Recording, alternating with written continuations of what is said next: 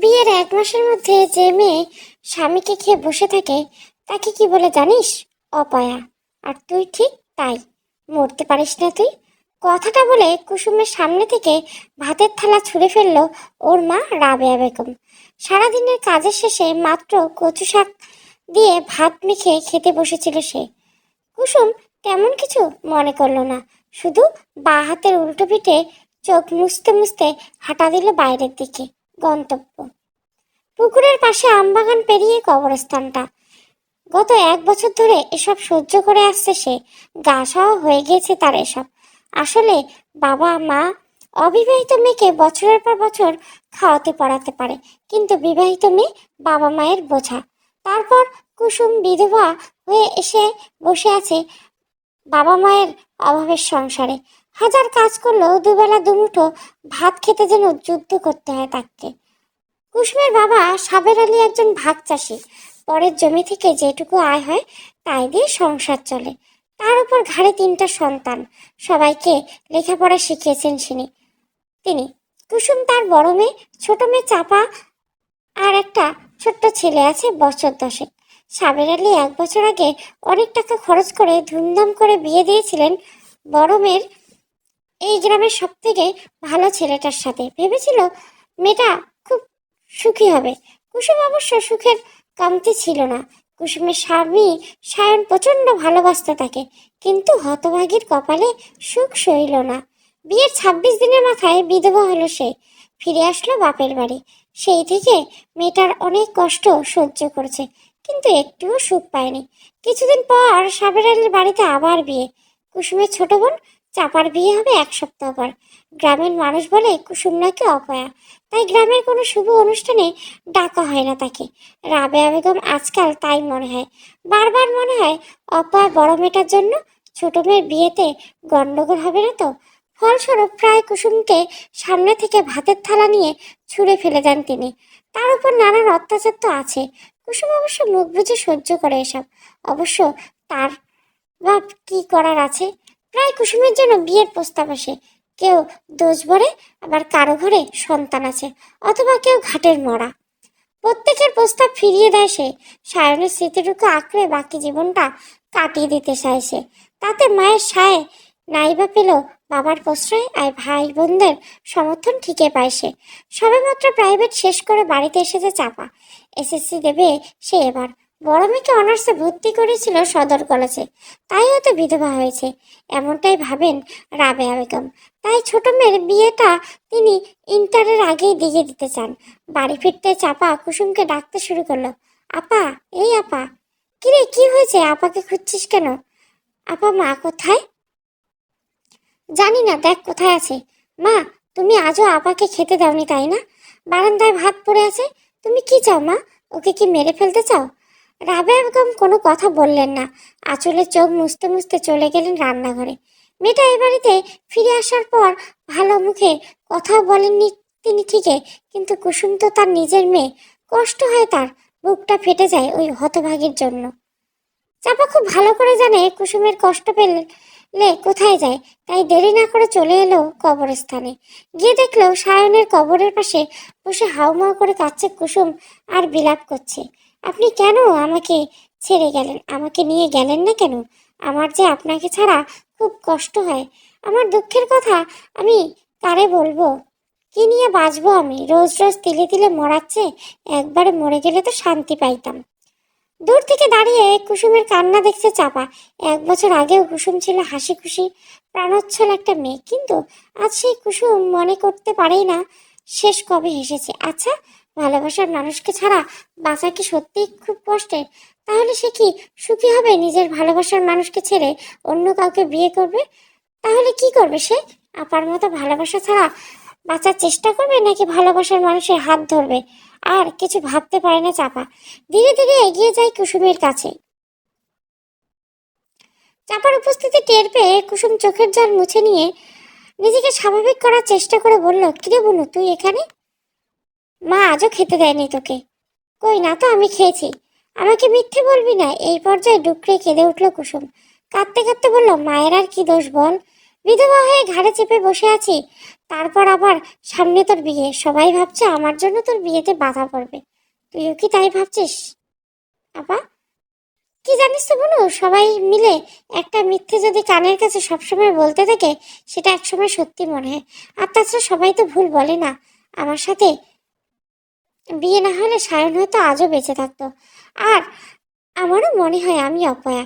তা না হলে 3 ঘর পরে আমার শ্বশুর বাড়ি, অথচ দেখ সেখানে আমার জায়গা হলো না স্বামীর মৃত্যুর পর। একদম চুপ, অনেক হয়েছে। বাড়ির কাছাকাছি আসতে দু বোনকে দেখতে পেল ওদের বাবা এগিয়ে গিয়ে আসছে। কিরে মা, কোথায় গিয়েছিলে দু বোনে? সামনে। জানো বাবা, মা আজও আপাকে খেতে দেয়নি। শুনলাম। তার আর দোষ কি বল, নানান লোকের কান ভারী করে। মায়ের কথা রাগ করিস না মা, চল খেয়ে নি। সাবের আলী 2 মেয়েকে নিয়ে খেতে বসছেন। দূর থেকে বাবা আর মেয়েদের ভালোবাসা দেখছেন রাবেয়া বেগম। তার চোখের পানি চিকচিক করছে। কুসুম তারও নিজের মেয়ে। মেয়েটাকে অনেক যত্নে বড় করেছেন তিনি। সেই মেয়ের কপালে এত কষ্ট হবে কে জানতো। কিন্তু মায়ের অভিশাপের মধ্যেও দোয়া থাকে। রাবেয়া বেগম প্রত্যেক মোনাজাতে দোয়া করেন কুসুমের দুর্দশা যেন কেটে যায়। তিনি বিশ্বাস করেন তার এই অপয়া অভাগী মেয়েও একদিন রাজরানী হবে, শুধু যদি বিয়েতে রাজি হতো। মাঝরাতে ঘুম ভেঙে যায় চাপার। ঘুম ভেঙে কুসুমকে দেখতে পায় না সে। ধীর পাড়ে এগিয়ে যায় পুকুর পাড়ে। হয়তো সেখানেই বসে অতীতে ফিরতে চেষ্টা করছে কুসুম। কুসুম সেদিন কলেজ থেকে ফিরছিল বান্ধবীদের সাথে। রাস্তার এলাকার কিছু বখাটে ছেলে খুব জ্বালাতন করছিল তাদের। আর সেদিনের সিনেমার নায়কের মতো সায়ন এসেছিল কুসুমদের প্রতিবেশী সায়ন ভাই। সায়নকে দেখে পালিয়ে গিয়েছিল ছেলেগুলো। আর সেদিন থেকে কুসুমের বাড়ি যাওয়া রাস্তায় দাঁড়িয়ে থাকতো সায়ন।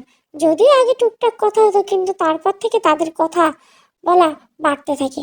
আর কুসুমের কিশোরী মনে সিনেমার নায়কের জায়গা দখল করে নিয়েছিল সায়ন। কুসুম আসার সময় ইচ্ছে করেই নানা অজুহাতে বান্ধবীদের সাথে আসতো না। এমনকি একদিন বান্ধবীদের ফাঁকি দিয়ে কুসুম এসে দাঁড়িয়েছিল মোড়ের মাথায়। ঠিক সেখানটায় সায়ন দাঁড়াতো। কুসুমকে দেখে মুখ কপট রাগ এনে সায়ন বলছে, কিরে তোর সাঙ্গপাঙ্গ কই? একা এসছিস কেন? ঝগড়া করছিস?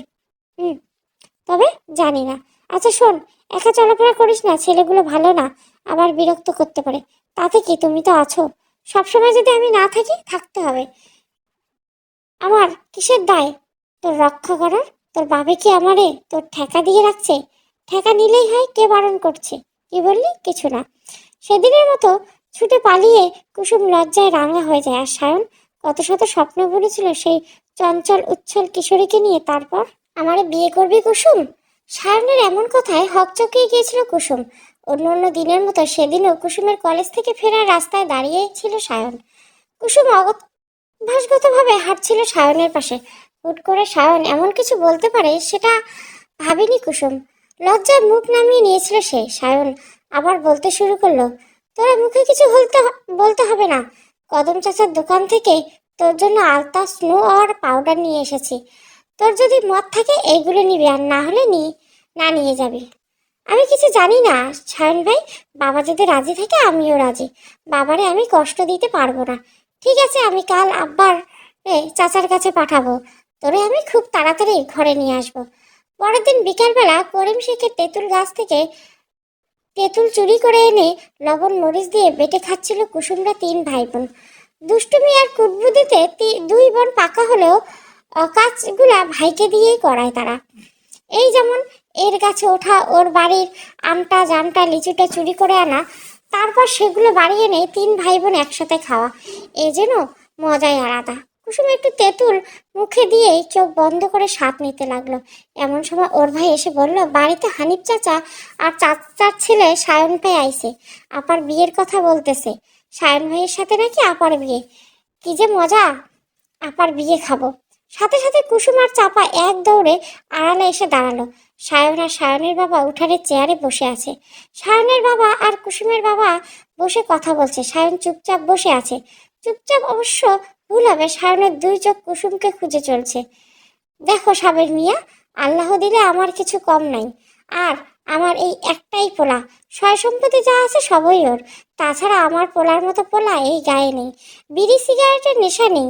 আর আমি কি কইতাম, তোমরাই ছোটকাল থেকে দেখছো ওরে। আর আমাগো কুসুম মাও ভদ্র সভ্য, গুরুজনরা সম্মান দেয়, তারে গায়ে সবাই ভালোবাসে। আমার পোড়া যখন কইল ওরে বিয়ে করতে চায়, আমি কিন্তু না করি নেই। আশা করি তোমারও কোনো আপত্তি নেই। দেখেন ভাই সাহেব, আপনিও তো হইতো না। সায়ন বাপ ছেলে ভালো, কিন্তু মেয়ে কলেজে পড়ে আর সায়ন বাপ নন মেট্রিক, এইখানে আমার আপত্তি। ও যদি মেট্রিক পাস হইতো আমি ভেবে দেখতাম।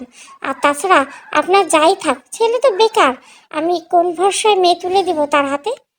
তুমি কি আমারে অপমান করতেছ? ছি ছি ভাই সাহেব, এমন কিছু ওই না। তাহলে তুমি একজন ভাগ চাষি হয়ে আমার কাছে মেয়ে দিতে অস্বীকার করলে কেমনে? রাগে গজগজ করতে লাগলেন সায়নের বাবা হানিফ শেখ। তিনি উঠে চলে যাচ্ছিলেন, সায়ন আটকালো নিজের বাবাকে। এবার সে নিজেই কথা বলল, চাচা, আপনার সব কথা আমি মানলাম, কিন্তু আপনি আমারে কথা দেন, আমি যদি মেট্রিক পাস করে একটা কাজ জোটাতে পারি, আপনি কুসুমরে আমার কাছে দিবেন? কথা দেন, তার আগে কুসুমরে বিয়ে দিবেন না? ঠিক আছে, কথা দিলাম। সেদিনের পর সায়ন উন্নত বিশ্ববিদ্যালয়ে ভর্তি হয় নবম শ্রেণীতে। এসএসসি পাশ করে সে। শুধু তাই নয়, অনেক চেষ্টা করে লোকজন ধরে কুয়েতে ভিসা করায় সে। সেখানে একটা কাজের ব্যবস্থা করে ফেলে। এতদিনে কুসুমও অনেক এগিয়েছিল, অনেক দূর এ গ্রেড নিয়ে এসএসসি পাশ করে এলাকার কলেজে ইতিহাস অনার্সে ভর্তি হয় সে। তারপর সারা গ্রামকে সাক্ষী রেখে ধুমধাম করে বিয়ে হয় সায়ন আর কুসুমের। বিয়ের 15 দিনের মাথায় সায়ন কুয়েতে চলে যায়। এই 15 দিন ছিল কুসুমের জীবনের কাটানো সুন্দরতম দিন। সায়ন এই দিনগুলোতে নিজের সবটুকু ভালোবাসা উজাড় করে দিয়েছিল কুসুমকে। দেখতে দেখতে সায়নের যাওয়ার সময় হয়ে আসে। যাওয়ার আগে 2 দিন কুসুম অভিমানে কথা বলেনি সায়নের সাথে। শেষমেশ যাওয়ার আগের দিন রাতে সায়নের বুকে মাথা রেখে খুব কেঁদেছিল কুসুম।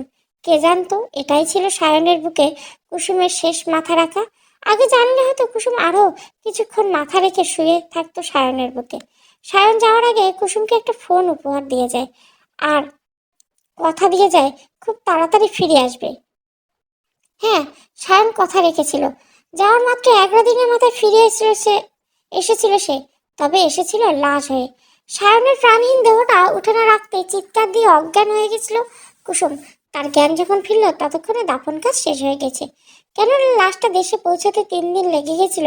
লাশ সে পছন্দ ধরতে শুরু করেছিল কবরে যাওয়ার আগে, তাই শেষ দেখা হয়নি কুসুম আর সায়নের। জ্ঞান ফেরা মাত্র পাগলের তাণ্ডব শুরু করেছিল কুসুম। গ্রামকে গ্রাম লোক আসতো কুসুমকে দেখতে। তারপর শ্বশুরবাড়ি থেকে তাড়িয়ে দেওয়া হলো কুসুমকে। তারপর ধীরে ধীরে কুসুম শান্ত স্রোতহীন নদীর মতো হয়ে গেল। তবে রাগ, দুঃখ, অভিমান তার আজও আছে। সেটা কিছু জানে কবরে শুয়ে থাকা সায়নের প্রাণহীন দেহটা। মাঝরাতে নিস্তব্ধ পুকুর পাড়ে বসে অতীতের স্মৃতিচারণ করছিল কুসুম। ঝিঝি পোকা ঝিঝি করে ঝিঝি পোকা ডাকছে। কুসুমের ইচ্ছে করছে সায়নের মুখটা একবার দেখতে। আজকাল খুব ইচ্ছে করে পৃথিবীর সব মায়া কাটিয়ে সায়নের কাছে চলে গেছে।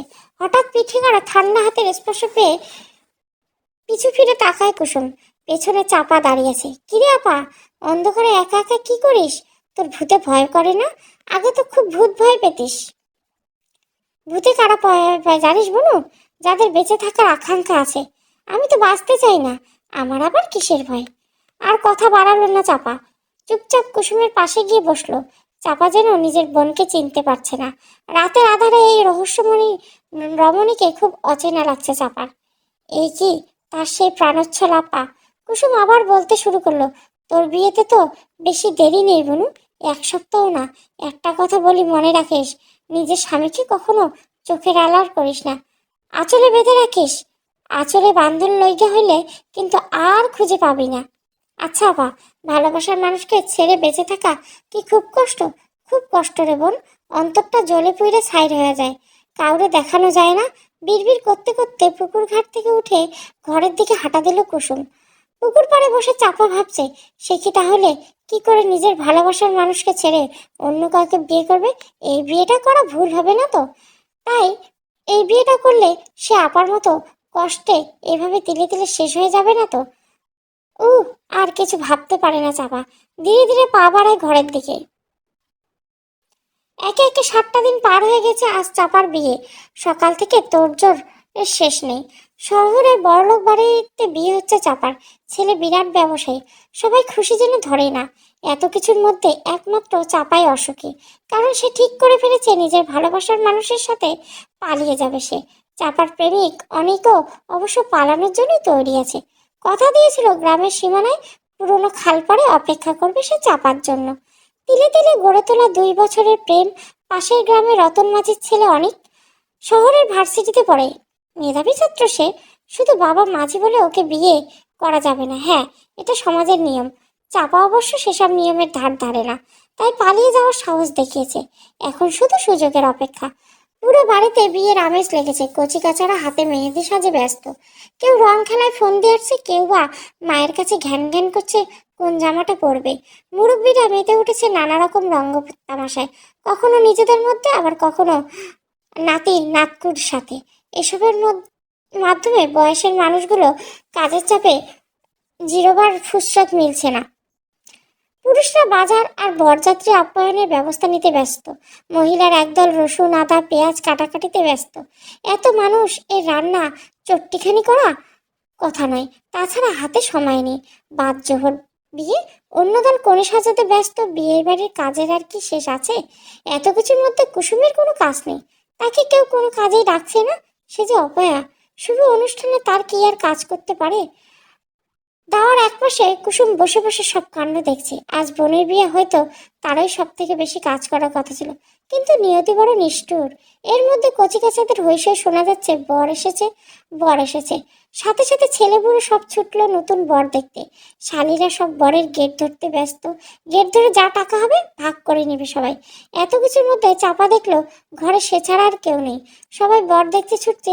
এই তো সুযোগ। চট করে কোনো এক আত্মীয়র কালো বোরখা আর নিকাব করে নিল চাপা। বিয়ে বাড়িতে বোরখা পরে কে যাচ্ছে আর কে আসছে দেখার সময় কোথায় সবার। তারপর সারা বাড়ি খুঁজেও কনেকে পাওয়া গেল না। বিয়ে বাড়িতে হুলস্থুল, কথাটা এক কান দুকান করে বরযাত্রী কানে পৌঁছলো। ছেলের বাবা বড় ব্যবসায়ী, বুদ্ধিমান মানুষ, তিনি কোনো উচ্চবাচ্য করলেন না। সাবেক আলীকে আড়ালে ডেকে বললেন, দেখেন ভাই সাহেব, আমি ব্যবসায়ী মানুষ, সমাজে একটা সম্মান আছে। আপনার মেয়ে এভাবে যে নাক কাটবে আমি ভাবতে পারিনি। আমি অশান্তি চাইছি না, এখন খালি হাতে ফিরে গেলে আমাকে আর আমার ছেলেকে নিয়ে 5 জন 5 রকম কথা বলবে। তার চেয়ে অন্য কোনো বিবাহযোগ্য মেয়ে থাকলে বলেন, বিয়েটা মিটে যাক। সাবের আলী এমন কোনো মেয়ের সন্ধান পেলেন না যাকে আপাতত কোনের উপর বরপক্ষের সামনে পাঠানো যায়। দেখেন ভাই সাহেব, তেমন কাউরে দেখতে পাচ্ছি না। আমার শালীর এক মেয়ে আছে, সে নিতান্ত শিশু, 7ম শ্রেণীতে পড়ে। আর আমার 2 মেয়ে, বড় মেয়ে তো জানেন বিয়ের 1 মাসের মাথায় বিধবা হয়ে আমার কাছে আসে। তাহলে আপনার বড় মেয়েকেই সাজিয়ে নিয়ে আসুন। কি যাতা বলছেন? আপনার ছেলে মানবে নাকি? আর তাছাড়া কে মানবে এই বিয়ে? ঠিক আছে, আমি আমার ছেলের সাথে পরামর্শ করে দেখছি, যদি রাজি করাতে পারি তাহলে ওই মেয়েকেই সাজিয়ে আনবেন। আপনি না হয় বাড়ির মানুষদের কাছে পরামর্শ নেন। সাবের আলী নিজের স্ত্রীর কাছে বরের বাবার দেওয়া প্রস্তাব রাখতেই তিনি খুশি হয়ে উঠলেন। এদিকে ছেলেকে কেউ রাজি করিয়ে নিয়েছে। ছেলের বাবা, শুধু বাদ সাজলো একজন, সে হলো কুসুম। নিজের ছোট বোনের হবু স্বামীকে বিয়ে করতে পারবে না সে। কুসুমের কথায় শুনে তেলে বেগুনে জ্বলে উঠল কুসুমের মা। হতভাগী, এত বড় সুযোগ পেয়ে তুই হারাবি? গায়ের লোকের লাথি যেটা খেয়েও তোর লজ্জা নেই? অত বড় মানুষটা যেচে তোরে ঘরে তুলতে চাচ্ছে, আর তুই এখনো বোকামি করবি? এমন সুযোগ বারবার আসে না।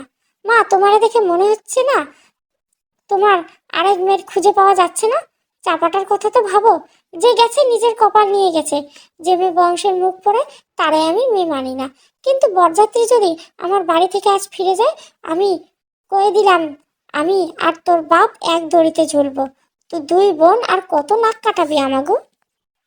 অবশেষে বিয়ের দিন চলে এলো কুসুম আর চাপার হবু বরের। লোকটা চেনে না জানে না কুসুম, নামটাও জানে না, দেখেও নি। হয়তো ছোট বোনের স্বামী হিসেবে দেখতো, কিন্তু ভাগ্যের নির্মম ও পরিহাস, আর সেই লোকটাকে কুসুমের স্বামী হিসেবে মেনে নিতে হচ্ছে।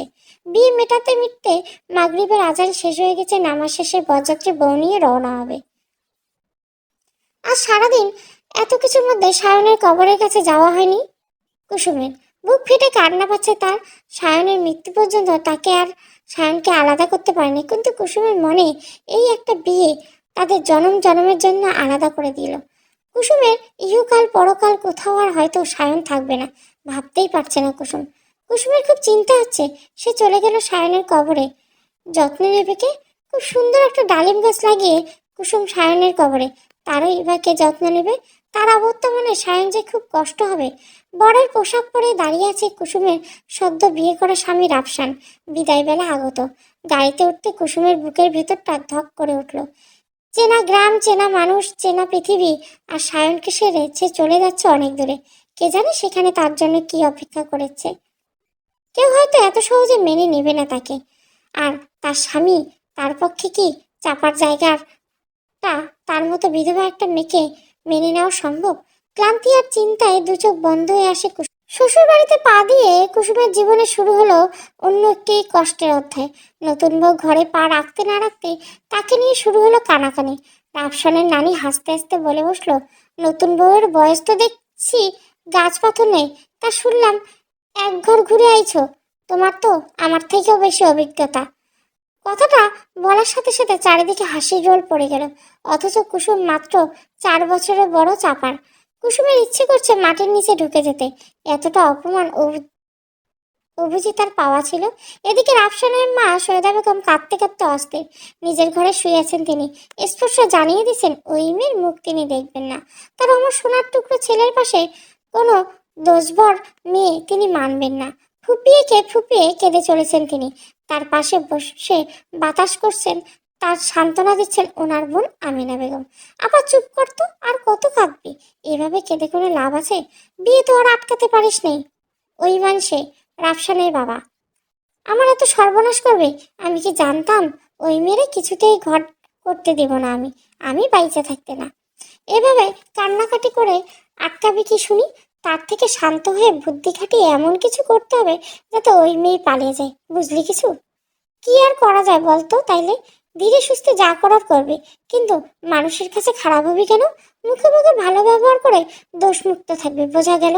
আচ্ছা, তাহলে তুই থেকে যা, তোর জামাইরে বল একলা যাইতে। এসব আমার একলা বুদ্ধিতে কুলাবে না।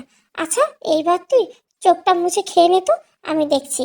একদিকে কুসুম একা ঘরে বসে আছে, তার আশেপাশে কেউ নেই। তার জায়গায় চাপা থাকলে হয়তো অনেকেই থাকতো। চাপা কোথায় চলে গেল রে বোন? দীর্ঘশ্বাস ছাড়ে কুসুম। খুব জোর টয়লেট পেয়েছে, কিন্তু এ বাড়িতে কিছুই চেনে না সে। আর নতুন বউ হেঁটে চলে বেড়ানোটা ঠিক না। কুসুম ঘরটা দেখতে থাকে। সেই ঘরে বসে আছে। এটা সম্ভবত রাফসানের ঘর, কারণ ঘর ভর্তি রাফসানের নানা রকম ছবি। ঘরটা খুব বিলাসবহুল আর সুন্দর করে সাজানো। বড় খাট, দামি আসবাবপত্র, সব জায়গায় যেন অভিজাত্য ছড়ানো। এর আগে এত বড় বাড়ি বা এত বিলাসবহুল দেখেনি কুসুম। সায়নের বাবাও বেশ বড় লোক ছিল, তবে গ্রামেও বড় লোক। পাকা বাড়ি ছিল, তবে উপরে টিনের চালা।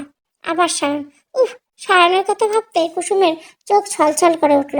এমন সময় দুজন মহিলা ঘরে উঠল। একজন মধ্যবয়সী, অন্যজন নিতান্ত কম বয়সী। উফ! একেবারে মহিলা বলা যায় না। কুসুমের শাড়ি ঠিক করে নিয়ে বসলো।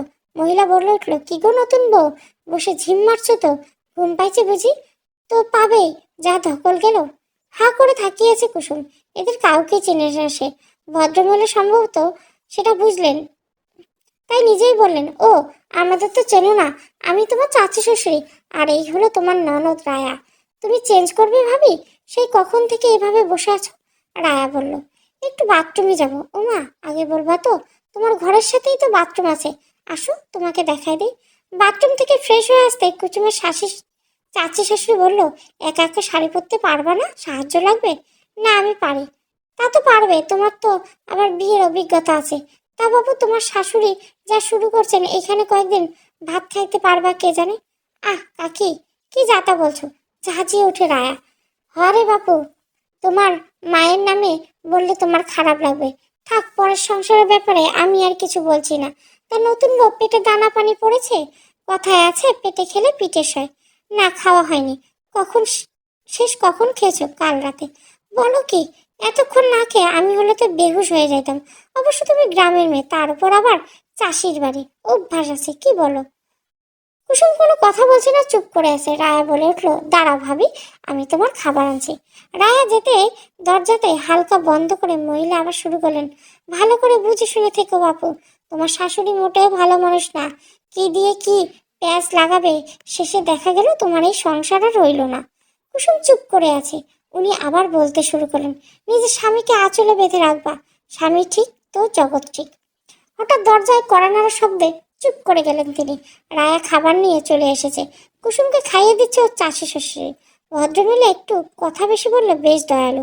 কুসুমকে খুব যত্ন করে খাওয়াচ্ছেন। খাওয়া দাওয়া শেষে কুসুমকে হালকা সাজিয়ে রায়া আর সাথে কিছু হালকা গহনা পরিয়ে দিলেন। তারপর দুজনে ঘর থেকে বের হয়ে যাচ্ছিল, হঠাৎ রায়া ফিরে আসলো।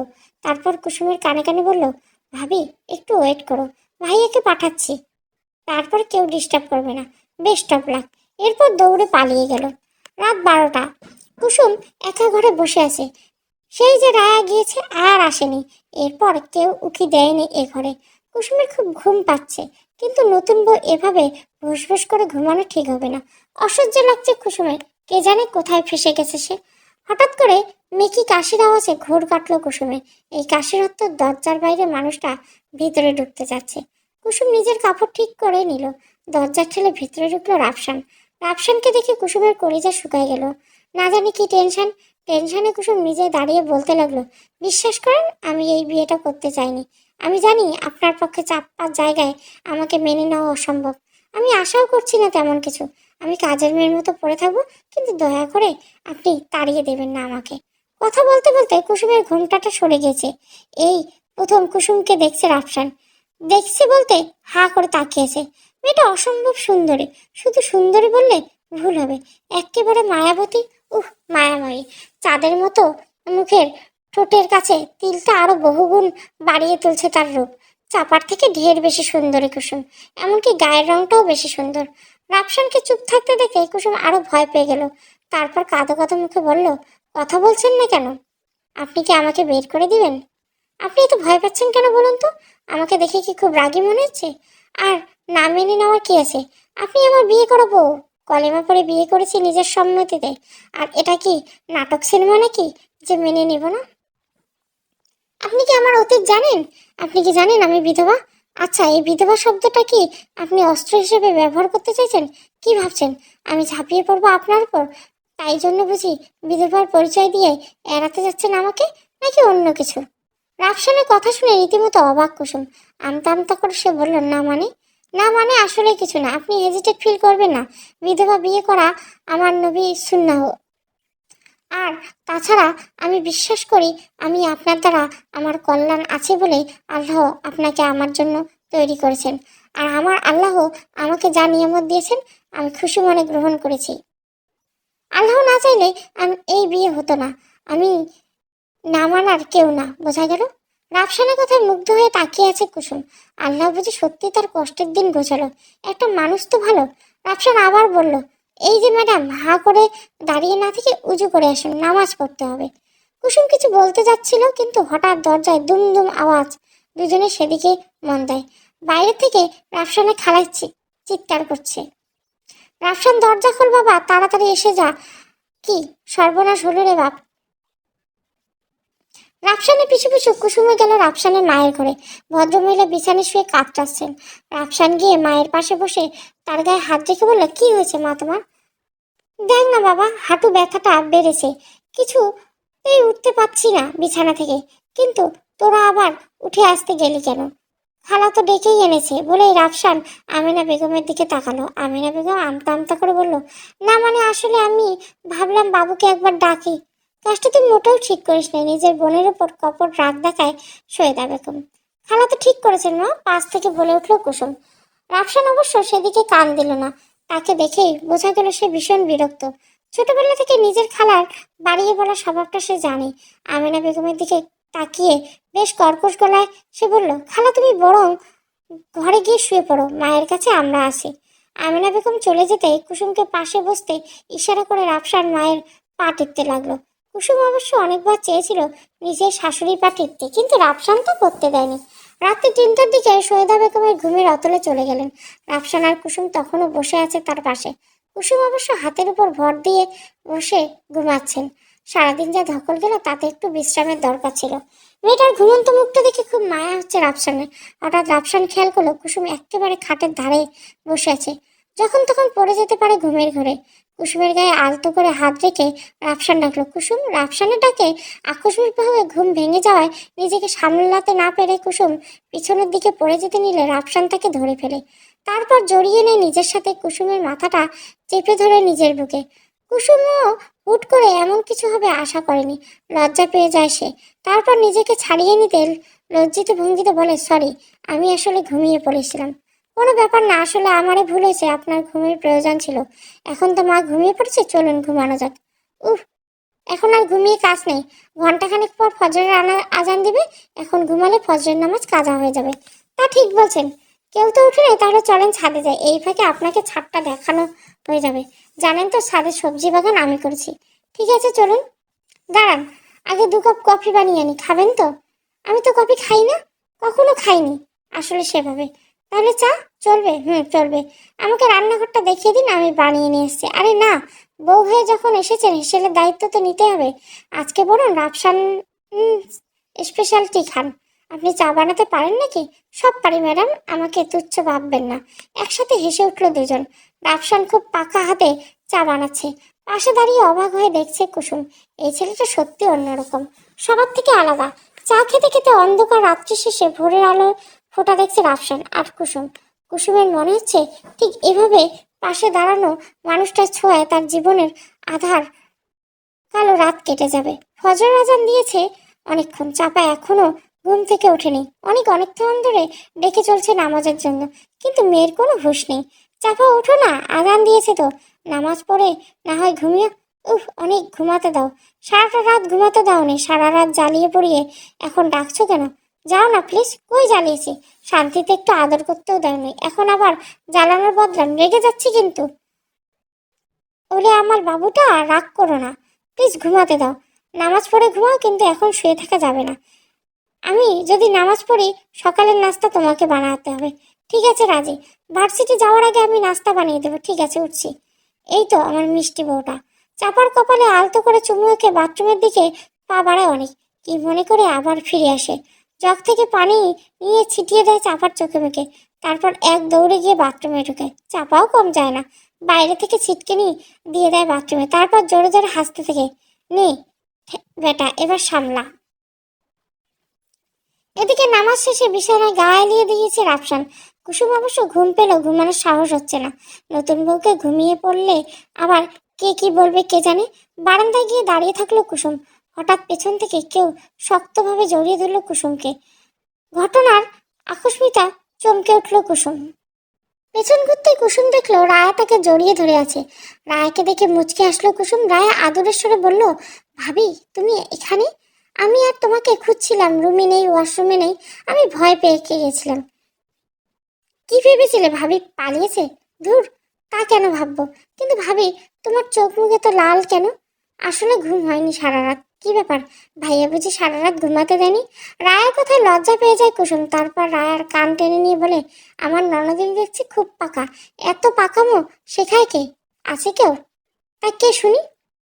ক্রমশ প্রকাশম। এখন চলো তো, মা ডেকে পাঠিয়েছে তোমাকে। কি কিছু হয়েছে? আরে না, আজ নাকি বউ ভাত নাকি, তোমাকে রান্না করতে হবে, তাই সব বুঝিয়ে দিবে। ও চলো, তুমি যাও। আমাকে আবার প্রাইভেটে যেতে হবে। কিসে পড়ো তুমি? ইন্টার পরীক্ষা দেবো। ও, আমার চাপা এবার ইন্টার দিত। চাপা মানে তোমার সেই বোন যার সাথে ভাইয়ের বিয়ে হওয়ার কথা ছিল? হুম। দুজনে চুপ হয়ে গেল, কেউ কোনো কথা বলল না। কুসুম কষ্টে আর রায়ের লজ্জায় চুপ হয়ে গেল। ছোট্ট একটা শহরের কোণে এক কামরার ফ্ল্যাটে গড়ে উঠেছে চাপা অনেকের লাল নীল ছোট্ট সংসার। অনেকের ভার্সিটি সংলগ্ন এলাকায় একটি ছোট্ট বাসা ভাড়া করে আছে তারা। অনেকের বন্ধুদের সাহায্যে বিয়ে থেকে শুরু করে সংসার পাতা কোনোটাতে খুব ভুগতে হয়নি তাদের। আর অনেক টিউশনিতে যা আয় করে তাতে কোনো রকম চলে যাবে দুজনে। যতই কষ্ট হোক, চাপাকে হারাতে রাজি নয় সে। জীবনে চলার পথে এই মেয়েটাকে তার চাই। অনেকের পরিবার অবশ্য মেনে নিয়েছে তাদের এই পরিণয়, কিন্তু অনেক জানে একদিন চাপার পরিবারকে মানিয়ে নিতে পারবে তারা। চাপা বসে রান্নার জন্য তরকারি কাটছে আর শাড়ি পরেছে সে। ভেজা চুলগুলি এলিয়ে দিয়েছে সারা পিঠে, একেবারে পাক্কা গিন্নি লাগছে তাকে। শাড়ির ফাঁকে পেটের কিছু অংশ দেখা যাচ্ছে। অনেক গিয়ে সোজা পেছন থেকে জড়িয়ে ধরে। তারপর অনেকের হাত দুটো অবাধে বিচরণ করতে থাকে চাপার পেটে। কপ্পর ডাক দেখে চাপা বলে, কি শুরু করেছো? শান্তিতে একটু রান্নাও করতে দেবে না? সরো তো। চুপ করো তো, সব সময় বকুনি। বিয়ের আগে ভালোই ছিল, তুমি কেমন দজ্জাল হয়ে গেছো বিয়ের পর। এমন করতে পারো? আমি আমার ক্লাসের বান্ধবীদের সাথে মেলামেশা করবো? তুমি কি বললে? এত সাহস? বলছি না ক্লাসের কোনো মেয়ের সাথে মেশা যাবে না। তুমি শুধু আমার, তাহলে আদর করতে দাও। একদম। তাহলে গেলাম কিন্তু। ধ্যাত, কে ধ্যাত? তুমি। দাঁড়াও দেখছি মজা, এই বলে চাপাকে কোলে তুলে নেয় অনেক। এভাবে চলছে তাদের দুষ্টু মিষ্টির সংসার। এদিকে সৈয়দা বেগম একের পর এক রান্নার ফরমাশ করেই যাচ্ছে কুসুমকে। কুসুমও দাঁড়িয়ে দাঁড়িয়ে সেগুলো শুনছে। 8-10টা আইটেম করতে হবে। কি পারবে তো রান্নাগুলো করতে? দুপুরে কিন্তু অনেক লোক আসবে খেতে। দেখো বাবু, নাক কেটো না, পারবো। তুমি তো আবার চাষা ভুষার মেয়ে, চাষার ভালো খাবার চোখে দেখেছো নাকি? তারপর তোমার যেখানে বিয়ে হয়েছিল তারাও তো চাষা, তাই না?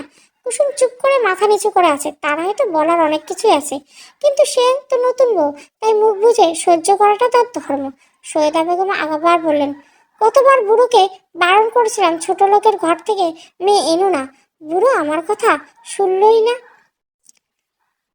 ভালো ঘরের মেয়েরা কি বাপ মায়ের সম্মান নষ্ট করতে পালায়? মেয়ে তো পালিয়ে গেল, আর বাম্মা এই আধবুড়ি বিধবাকে গছিয়ে দিল আমার এই কপালে। চুপচাপ চোখের পানি ফেলছে কুসুম। না, তার জীবনে কষ্ট হয়তো ঘোচার নয়, আল্লাহ হয়তো তার জন্য সুখ রাখেনি। কুসুমকে দাঁড়িয়ে থাকতে দেখে ভদ্রমহিলা বেশ বিরক্ত হলেন। কথায় আছে, যাকে দেখতে নারী তার চলন বাঁকা। ভদ্রমহিলার দশাও ঠিক। কি ব্যাপার, কিছু বলবেন না? তাহলে সঙ্গের মতো দাঁড়িয়ে আছে কেন? রান্না বসাও গিয়ে। মতির মাকে বলো রান্নাঘরে কোথায় কি আছে। হাতের উল্টো পিঠে চোখের পানি মুছে মুছে রান্নাঘরের দিকে পা বাড়ায় কুসুম।